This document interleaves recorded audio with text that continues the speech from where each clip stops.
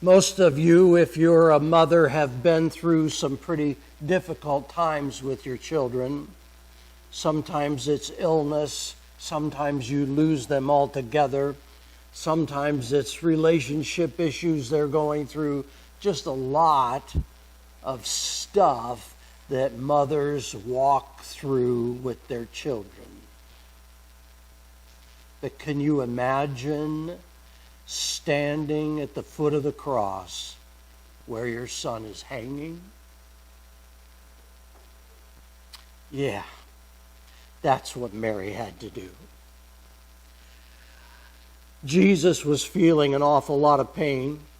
He was bleeding. He was suffering. He was thirsty. He was going through every kind of physical torture that you could possibly imagine. And what was Mary feeling as she watched all that taking place? Her pain had to be incredible.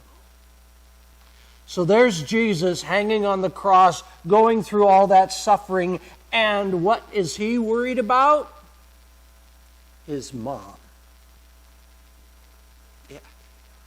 He's worried about his mom. Who's going to look out for his mom?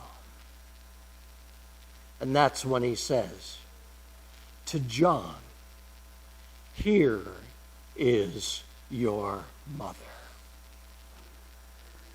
And John agreed to the task, and he took on Mary as if she were his own mother and cared for her.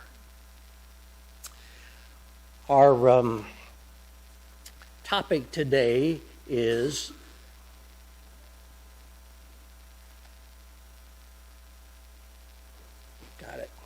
Our topic today is loving mom, and we're going to talk about different ways that we can love mom.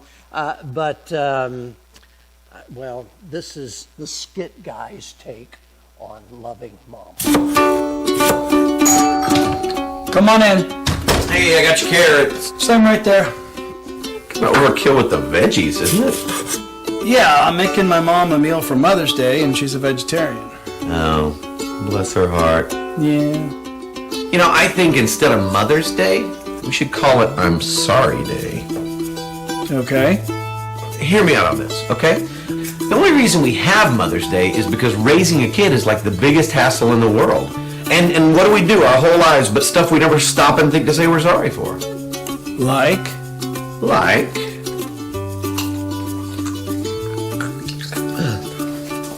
You probably want to wash those. Like, I'm sorry, Mom, for robbing you of your girlish figure. One of the many sacrifices you had to make to give birth to me. Yeah, my mom never really had a girlish figure. Ever. How about this one? I'm sorry, Mom, that you thought you were such an idiot. What do you mean? Well, when I was young and we'd always have a disagreement, it'd always end up with her saying, "What do you think I am, an idiot?" I don't think that's what she And I didn't, but she said it so much that I really started to wonder. Yeah, I'm thinking more stuff like this, like, I'm sorry, Mom, for Christmas 1986, when I didn't put up my Star Wars action figures, and you took your new vacuum cleaner for its first spin. You were in college in '86. I'm sorry, Mom, that I never said I love you. You never told your mom you love her? I did when I was like 5 or 6. You are sorry. Yeah, no, that's what I said. I'm sorry. I shouldn't have. Don't talk back to me, young man. You're not my mom. You're not my mom. Where are we going with this? I'll tell you where we're going with this. You're going to take those vegetables and you're going to make that sweet little vegetarian mommy of yours the greatest salad she's ever had. That's what I was... The greatest salad she's ever had. And then you're going to apologize for never acknowledging that she is a sweet gift of God. Well, I did. A sweet gift of God. And then you're going to go to that sweet little vegetarian mommy of yours and you're going to look her square in the eye and you're going to say to her, "I love you, Mommy. I love you, Mommy. I love you, Mommy." Get it? Got it. Good. All right. Well, I am out of here. Okay. You have a good weekend. I will. Oh, I almost forgot. What was that for? That was for your mom. And that's for Facebook.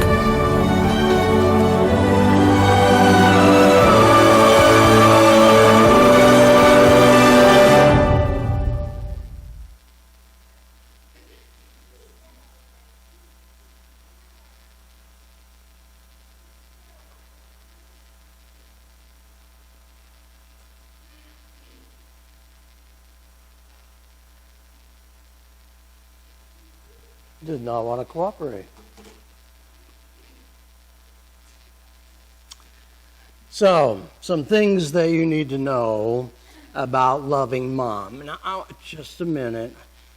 Actually, this is true for pretty much loving anybody. Loving a spouse, loving a child, loving anyone. But we're going to apply it to moms today. And the first thing is, say it. I know what you're thinking. They already know I love them. They don't need to hear it from me. Yeah, they do actually need to hear it from you.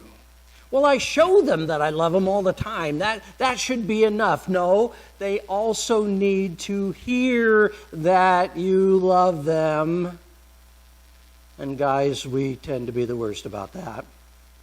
This young man served in World War II, and he says he met the most beautiful girl in the world when he was on R&R from the Philippines. He says, on our first date, I told her I was going to marry her, and I did. 18 months later, while on a 10-day R&R leave from New Guinea. And after more than 57 years of marriage and 2 children, my beloved Mary died. And although we agreed that our ashes were to be scattered over the mountains, I found I could not part with hers. Now, while Mary was alive, she would frequently say, "You don't know how much I love you," and I'd reply, "Likewise." I never said, "I love you." And now her ashes are on my dresser, where I tell her several times a day how much I love her, but it's too late. And although I wrote poetry to her, I could not bring myself to say the 3 words I knew she wanted most to hear. As my dearest was dying and we thought she was comatose, I told her, there aren't enough words to tell you how much I love you. And a few hours later, she whispered, not enough words, and she died. The reason I'm writing is to urge men to express their feelings while their loved ones are alive. I don't know why, but many men are reluctant to express the depth of their feelings. This was a letter to dear Abby, by the way, missing Mary in Colorado. They need to hear it. Number 2, touch her. A hug, a kiss, a neck rub, whatever she loves. You know, she was the first person to touch you. Yeah. First person to touch you. And when you were a kid, she was touching you all the time. Bear hugs, kisses. Do you remember when you were little, you'd run into the house and the first thing you'd do is grab mom around the knees somewhere, and just give her that hug? I visit a lot of nursing homes in my career, and one of the things that is true in nearly every nursing home is that in order to get to the person you're trying to visit, you have to run the gauntlet of wheelchairs. So somewhere around the nurses' station, there's 6 or 8 people sitting in wheelchairs, and you have to get through the wheelchairs. And what do you suppose the occupants of the wheelchair are doing while you're trying to get through? They're all reaching out. They all want to touch you. They all want to be touched. It's something that's absolutely necessary to our physical and emotional being. We need to be touched. And now they have done some things in recent years that they didn't used to do, like allowing pets into the nursing home so that, they can pet a cat or a dog or have some touch in that way. But nothing is more important than to be touched by your own child. So, tell her, touch her. The number 3 is a hard one. Be patient. Yeah, be patient.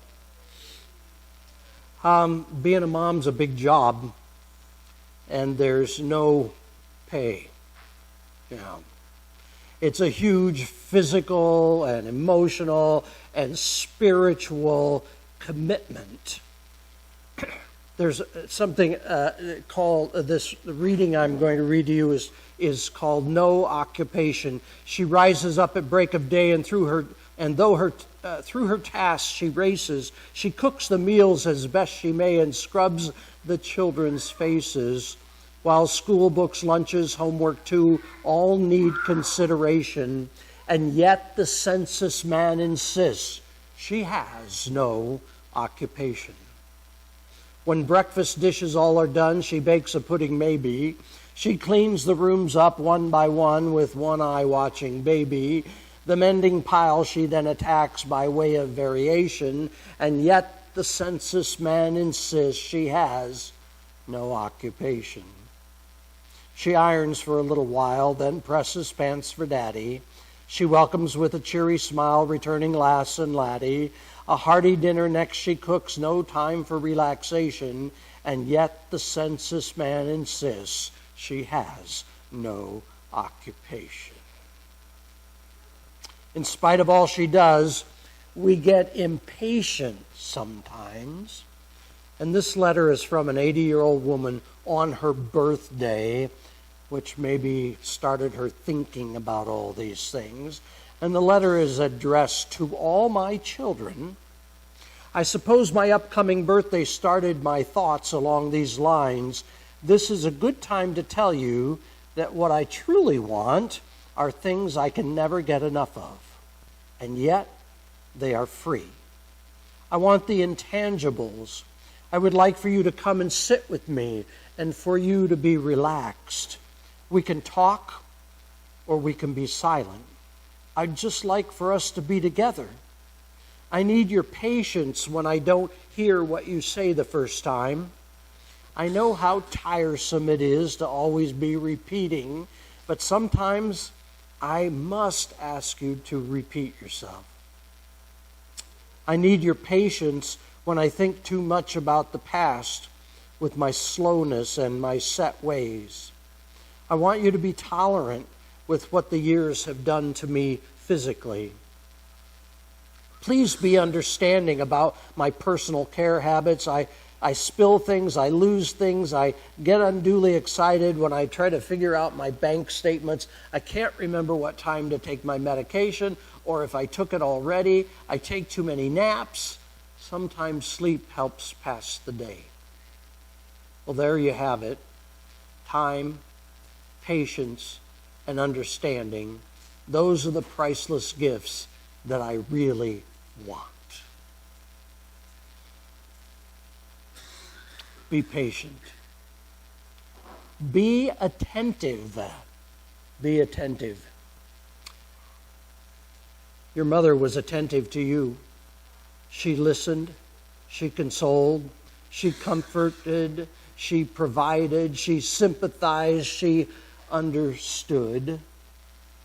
There was a documentary recently of men going to be executed for capital crimes. In the documentary, they interviewed the men and their mothers too. And invariably, the mothers would say, "He's such a good boy." And the interviewer said, "Yes, but he slaughtered 37 people with an axe." And the mother would say, "I know, but he has such a good heart." When Mom gets older, well, she always thinks the best of us, doesn't she? She always thinks that she's the one person that's always in our corner, and we need to be the one person that's always in her corner. Because her fears and her anxieties grow as she gets older. Be attentive to your mom. Be grateful. Number 5 is be grateful. An elementary science class had been studying magnets and how metal objects are attracted to them.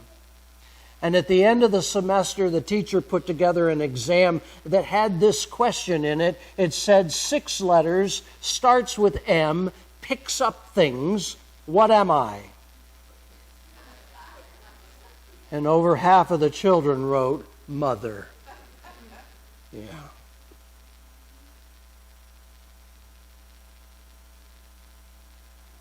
Be grateful.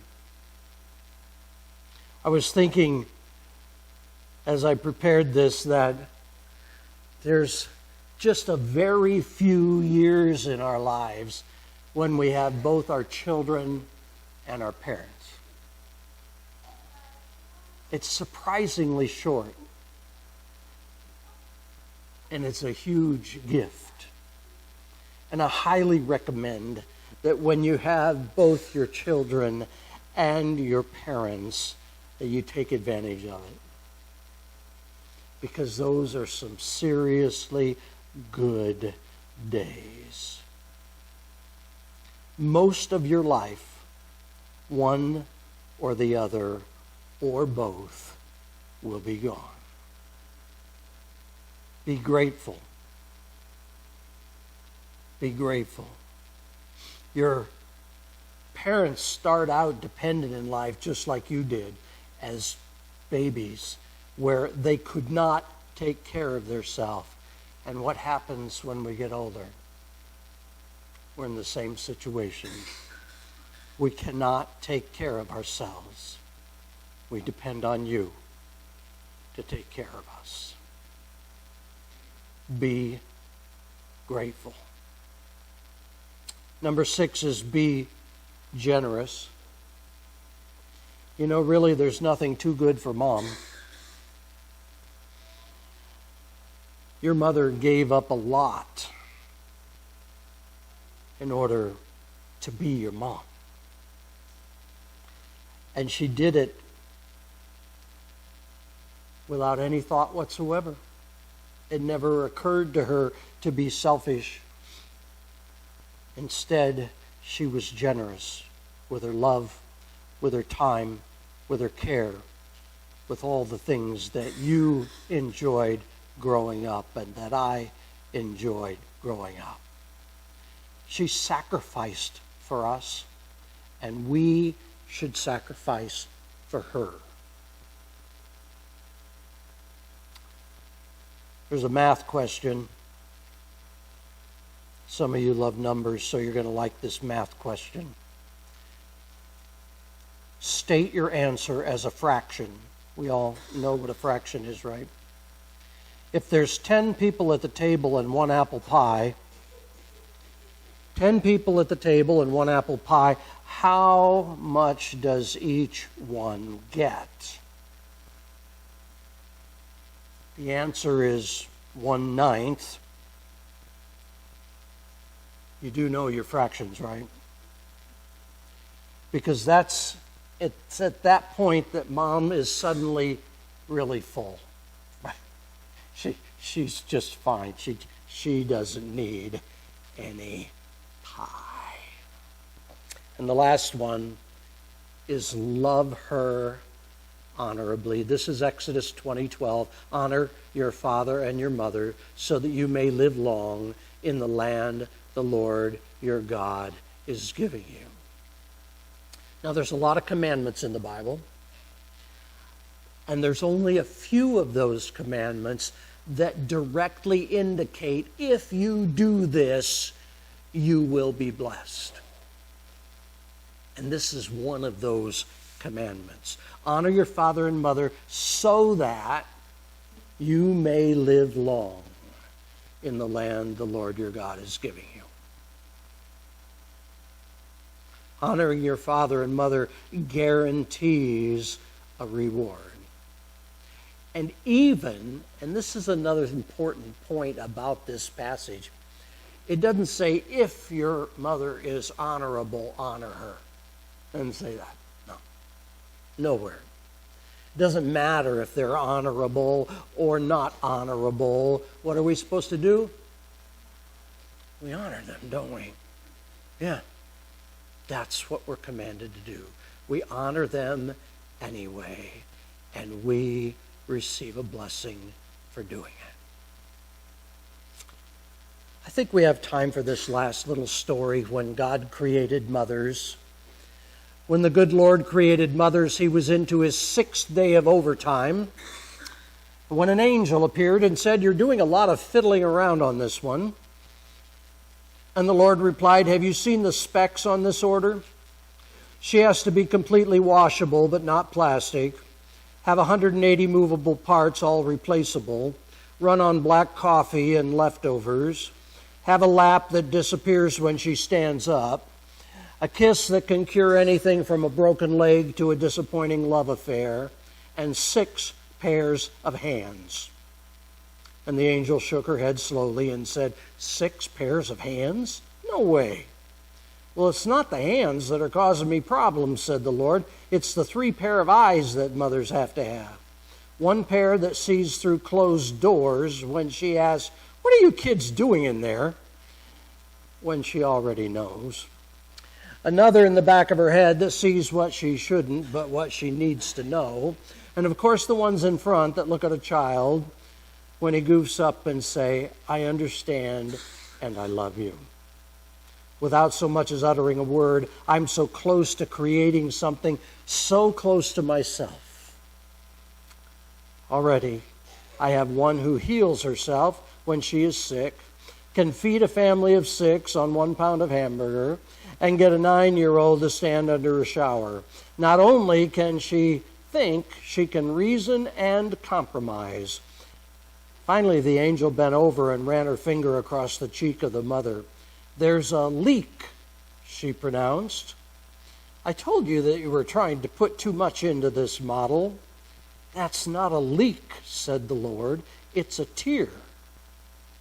"What is it for?" asked the angel.